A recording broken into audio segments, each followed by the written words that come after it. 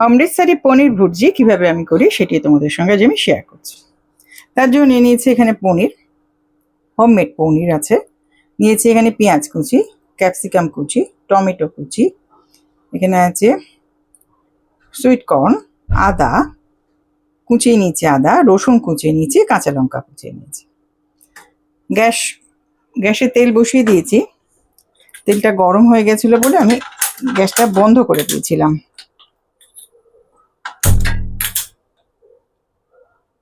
আচ্ছা, তেলটা গরম হয়ে গেছে বলে আমি দিচ্ছি 1 চামচ এখানে বেসন। আগে তার সঙ্গে দিয়ে দিচ্ছি গোটা জিরে।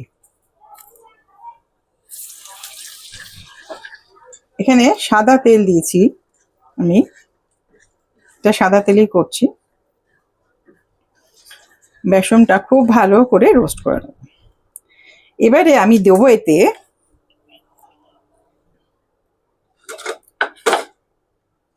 রসুন কুচি, আদা কুচি, কাঁচা লঙ্কা কুচি সব দিয়ে একটু প্রথমে ভেজে নেব।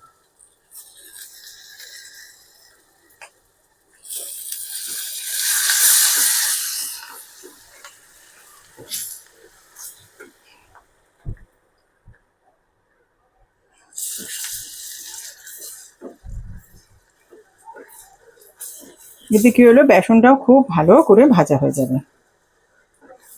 এখানে কাঁচা বেসন একদমই ইউজ হবে না। পারো তো আগে থেকে রোস্ট করে রেখে দিতে পারো বেসনটা, আর বা আমি যেমন করেছি তেলের মধ্যে দিয়ে দিলাম সেটা করতে পারো। তার সঙ্গে দিয়ে দিচ্ছি পেঁয়াজ। পেঁয়াজ একদম দেখো ছোট্ট ছোট্ট করে কুচিয়েছি একদম।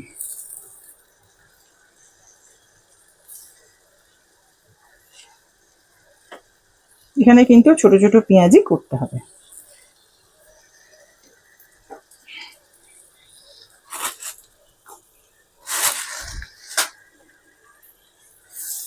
এবার পেঁয়াজটাকে বেশ ভালো করে ভাজতে হবে,